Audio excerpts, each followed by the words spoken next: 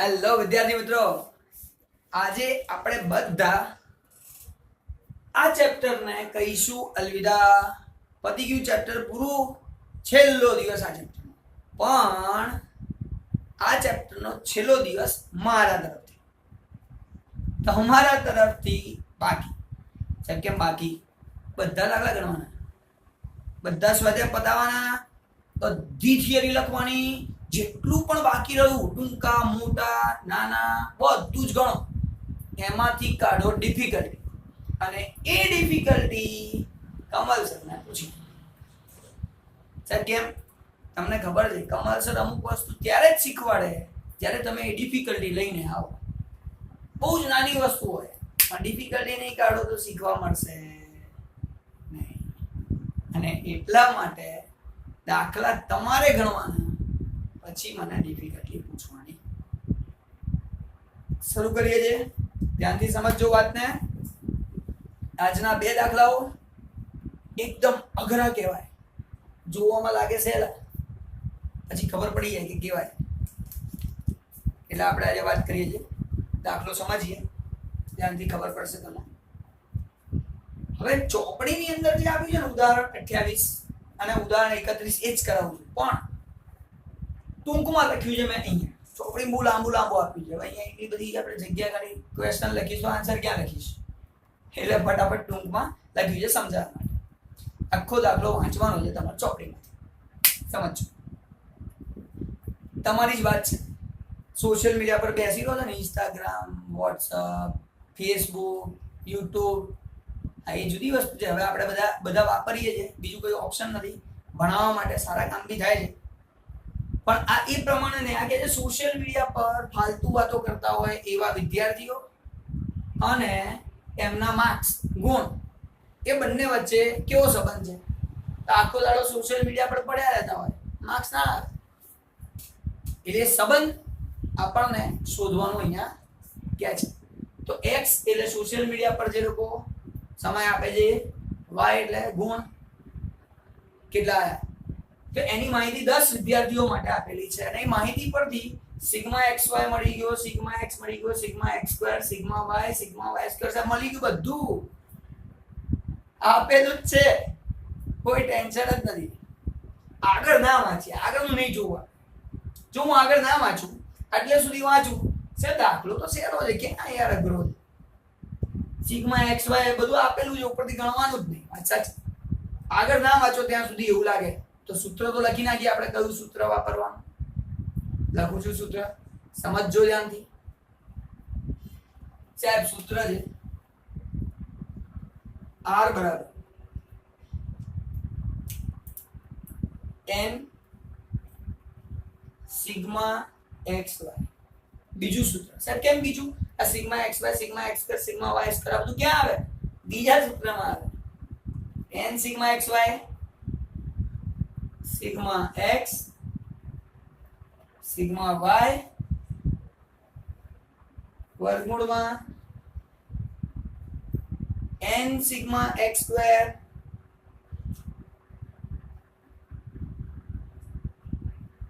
Sigma x આખાનો વર્ગ, બીજા વર્ગમૂળમાં n sigma y square sigma y આખાનો સ્ક્વેર, આખાનો વર્ગ. તો આ થઈ ગયું સૂત્ર. સાહેબ બધી કિંમતો આપેલી છે, મૂકી દો એટલે તમને 2 માર્કનો દાખલો ક્લિયર. પણ આ 2 માર્ક વાળો નથી ભાઈ. આમાં થોડું ટ્વિસ્ટ છે, જેના કારણે કમલ સરે આ દાખલો લીધો છે. આગળ વાંચીએ અને સમજવાનો પ્રયત્ન કરીએ. પછીથી માલુમ પડ્યું કે આપણે ઇન્ડિયામાં પછીથી ખબર પડે બધી. પણ એનો ફાયદો બી છે, કોરોના છેલ્લે આવ્યો, ઇન્ડિયામાં પછી આપણા બીજા બધે આવી. પછીનો ફાયદો ખરો પાછો, આપણે પછી રહેતા એનો ફાયદો. તો પછીથી માલુમ પડ્યું કે 15 અને 25 એક જોડ છે. 15 અને 25. હવે આ સાહેબ 15 25 શું છે? બહુ જ સરળ છે. પહેલું વાળું x હોય અને બીજા વાળું y હોય, બીજું કશું ના હોય. પહેલા વાળું x, બીજા વાળું y. 15 અને 25 ની જગ્યાએ 13 અને 20 જોડ લેવાઈ ગઈ છે. એટલે આ x ની કિંમત 15 છે, લેવાઈ ગઈ છે 13. y ની કિંમત 25 છે, લેવાઈ ગઈ છે 20. તો સાહેબ આ તો લોચા થઈ ગયા. આ બધા સરવાળા કરી નાખ્યા, બધી ગણતરીઓ કરી નાખી, અને પછી ખબર પડી કે સરવાળામાં ભૂલ છે. ચાલો એક જોડ જ આખી ખોટી લેવાઈ ગઈ. હવે વિચારો આમાંથી ખોટી કઈ ને સાચી કઈ. જો ખોટી ને સાચી નક્કી કરવું જરૂરી છે, એના વગર દાખલો સોલ્વ થાય નહીં. તો પછી માલુમ પડ્યું કે 15 અને 25 ની જગ્યાએ આ લેવાઈ ગયું છે. એનો મતલબ આ ખોટી, આ સાચી. આ સાચી છે અને આ ખોટી જોડ છે. આટલી મને ખબર પડી. હવે આ ખોટી જોડના કારણે આ બધી રકમો જે છે બધી ખોટી કહેવાય કે નહીં, તે બધી રકમોને સુધારવી પડે.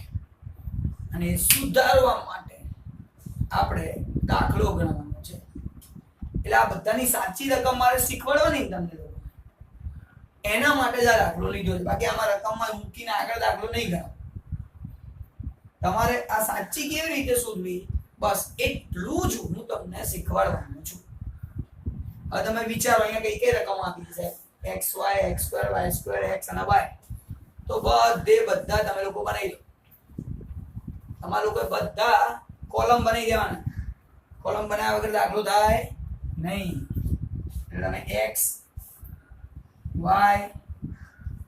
x y x square y square બધા કોલમ બનાવો.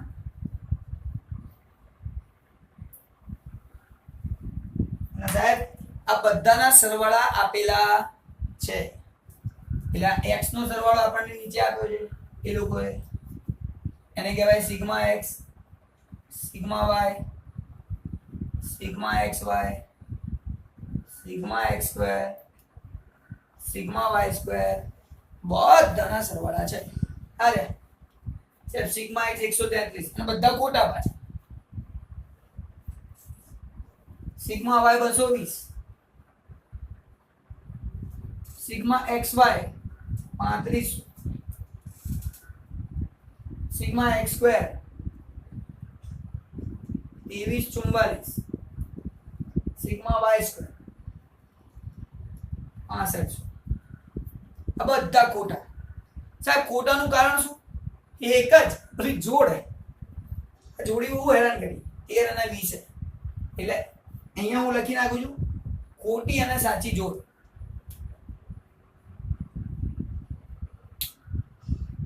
તો પહેલા તો ખોટી લખું, જે ખોટી છે 13 અને 20. સાહેબ 13 ખોટી 20 ખોટી.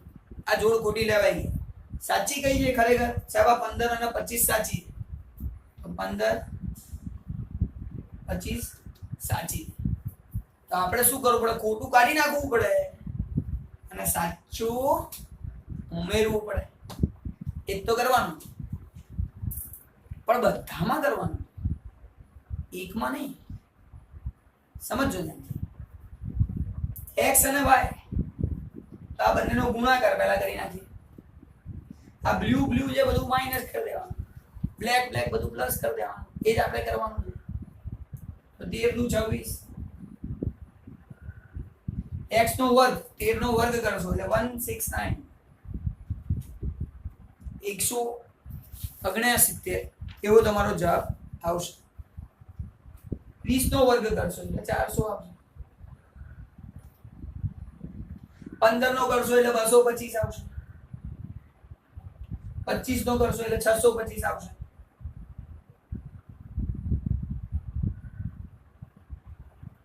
x y બંનેનો ગુણાકાર કરશો. હવે ગુણાકાર તો મારે જોવો પડે ને.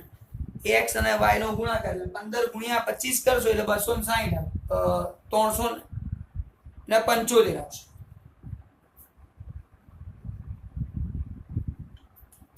એટલે તમને લોકોને આ બધી રકમો જે સાચી ને ખોટી ના ગુણાકારના વર્ગો છે બધા તમારે શોધવા પડે.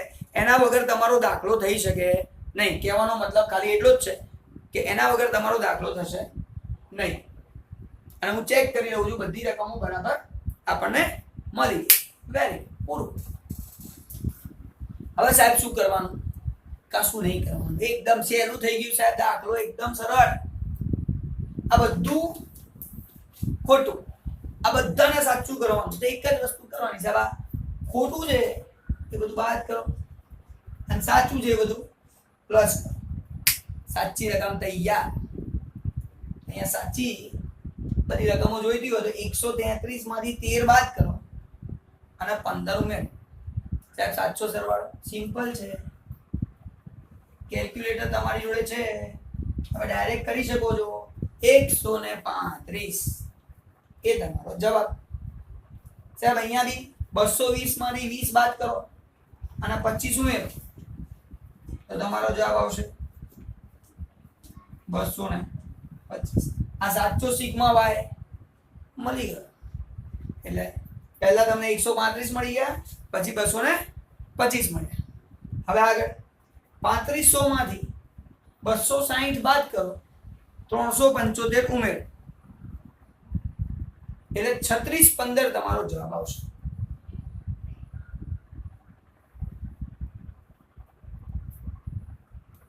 એવી જ રીતે 2344 માંથી 169 બાદ કરો, 225 ઉમેરો, જવાબ આવશે 2400. આ બધા જવાબ છે જ આપણી જોડે, અવેલેબલ જ છે. તમે કેલ્ક્યુલેટરમાં કરશો તો આવી જશે, કોઈ ટેન્શનની વાત છે નહીં. 6500 માંથી 400 બાદ કરો, 625 ઉમેરો, 225 વધે, 6725. તો અહીંયા જવાબ આવશે 6725. તો આ રીતે મને બધી સાચી રકમ મળી, A to Z બધી સાચી રકમ મળી. હવે સર હવે તો દાખલો સહેલો થઈ ગયો, બધી સાચી રકમો તો છે. સિગ્મા x છે, સિગ્મા y છે, સિગ્મા xy છે, સિગ્મા x સ્ક્વેર છે, સિગ્મા y સ્ક્વેર છે, બધું છે. ખાલી રકમમાં મૂકી દો તો રકમમાં મૂકી દઉં છું, બાકી બધું જાતે કરી લેવાનું. જોઈ લો ધ્યાનથી સાહેબ. n બરાબર કેટલા વિદ્યાર્થીઓ છે અહીંયા? 10 વિદ્યાર્થીઓ. તો ખાસ આ n થઈ ગયો, જેટલી જોડ લીધી એટલા n. 10 વિદ્યાર્થીઓની જોડ લીધી તો 10 વિદ્યાર્થીઓ આપણે લઈ લીધા. n બરાબર 10. સાહેબ સિગ્મા xy ક્યાં છે? આ 3615.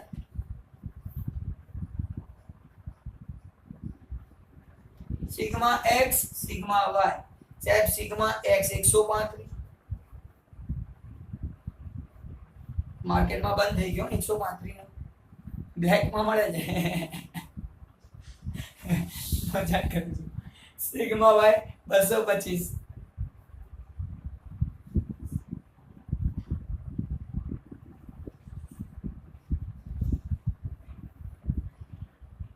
ચલો ફરી n સાહેબ n બરાબર 10.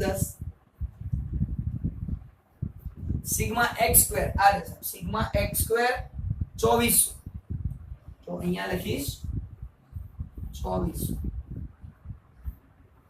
સિગ્મા x આખાનો વર્ગ એટલે 135 આખાનો વર્ગ. આ સિગ્મા x હતો એ 135 આખાનો વર્ગ એટલે 2 135. 10 n બરાબર 10. સિગ્મા y સ્ક્વેર સાહેબ સિગ્મા y સ્ક્વેર 6725. 6725 225 આખાનો વર્ગ પતી ગયો. એટલે r ની કિંમત આપણને મળી જશે.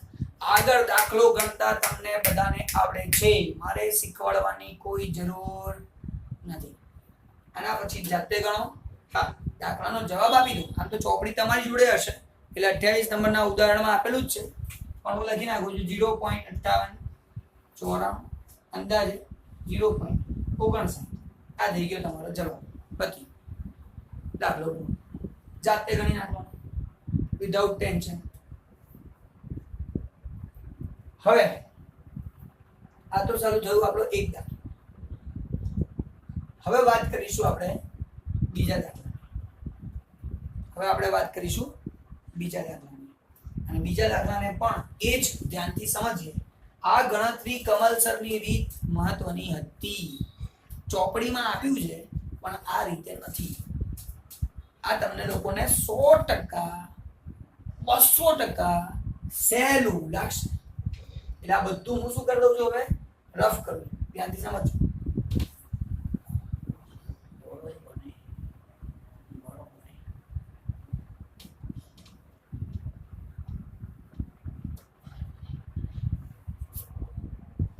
ચલો દાખલામાં બીજા દાખલાની વાત કરીએ. 10 વિદ્યાર્થીઓની માહિતી પરથી 10 વિદ્યાર્થીઓની માહિતી પરથી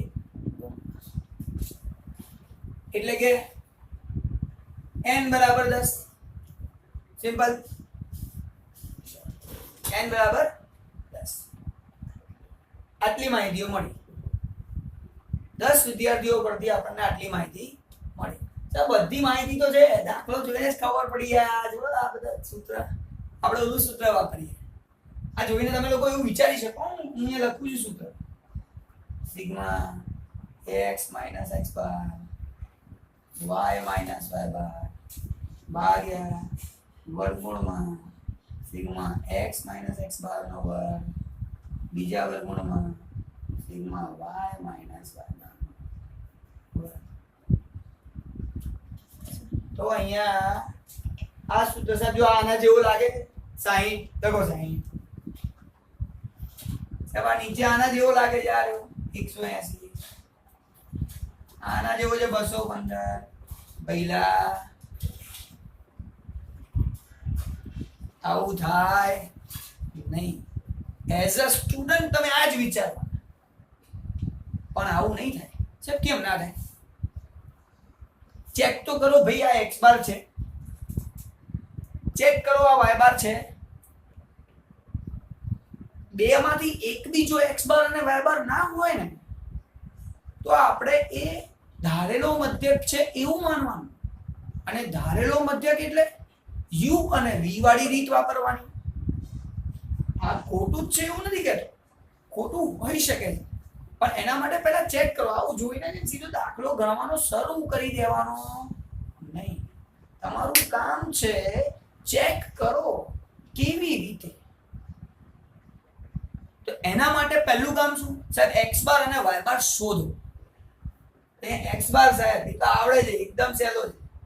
x બાર અને y બાર ક્યાં અઘરો છે?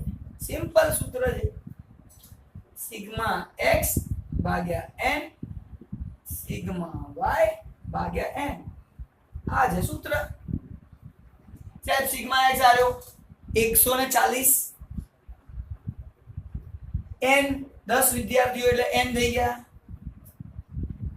જવાબ આવ્યો 14. હવે x બાર જોજો અહીંયા, આ x માંથી 10 બાદ કરે 14 છે. તો x બાર ક્યાં લીધો છે? ધારેલો મધ્યક લીધો છે. અને જ્યારે પણ ધારેલો મધ્યક લે તો એને તો આપણે a કહીએ છીએ. અને જો એક જગ્યાએ નક્કી થઈ ગયું કે આ a છે તો બીજી જગ્યાએ b જ ધારવાનું, ભલે પછી એ મધ્યક હોય ના હોય. આ ધારેલો મધ્યક જ છે એવું જ માનવાનું. એકમાં હોય એટલે બીજામાં માની લેવાનું. તો કે બીજામાં પહેલામાં a છે એવું માની. કારણ કે uv વાળી રીત એ રીતે જ થાય. ચલો જોઈએ છે પાછા. સમજો. તો આ તો ગણવાનું નથી તો સાહેબ આ રફ કરી દઈએ આપણે. આની કોઈ જરૂર નથી. મને ખબર પડી ગઈ કે આ 14 નથી અહીંયા એટલે ધારેલી કિંમત છે. ધારેલી કિંમત છે એટલે આપણે લેવાય. હવે અહીંયા y ની જોઈએ તો y સિગ્મા y 150 છે ભાગ્યા 10 15. સાહેબ અહીંયા 15 છે, ધારેલો નથી પણ છતાં આપણે ધારી લેવાનું કે ધારેલો છે એવું માનીને કરવું પડશે, કારણ કે અહીંયા ધારેલો નથી. એટલે આપણા માટે આ સિગ્મા u અને સિગ્મા v વાળી રીતનો દાખલો છે, કારણ કે એક જગ્યાએ ધારેલું છે એટલા માટે. એક પણ જગ્યાએ ધારેલું હોય તો એ માની લેવાનું એવું છે. સમજો. હા, આપણા માટે થઈ ગયો સિગ્મા u નો વર્ગ. કેમ? આ x - a એટલે u નો વર્ગ આપ્યો છે, સિગ્મા u નો વર્ગ. અહીંયા સાહેબ સિગ્મા v નો વર્ગ છે એવું માની લો કે આ છે આપણા માટે સિગ્મા વી નો વર્ગ. સાહેબ આ બંનેનો યુ અને વી નો ગુણાકાર છે સિગ્મા યુવી. તો આપણને યુ વાળી વસ્તુ મળી ગઈ. યુ છે કેવી રીતે ખબર પડી? x બાર અને y બાર ઉપરથી, નહીં તો ખબર પડે નહીં. તો દાખલો ધ્યાનથી જોવાનો ને વાંચવાનો, કૂદી નહીં પડવાનું. હાટ આવડે જ છે એમાં જતા રહે આપણે 4 માર્ક 3 માર્ક 2 માર્ક પૂરા થઈ જાય. ચાલો સૂત્રની જો ખબર પડી કે સાહેબ હવે દાખલો છે લખી નાખો ફટાફટ, જોઈએ છે કેટલો છે લખી નાખીએ. સમજો r નું સૂત્ર n sigma UV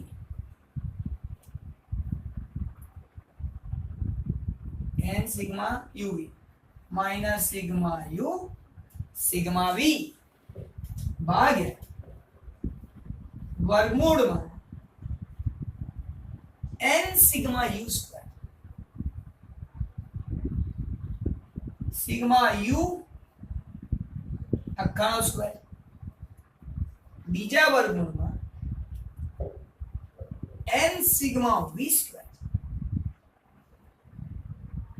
minus sigma V આખાનો સ્ક્વેર.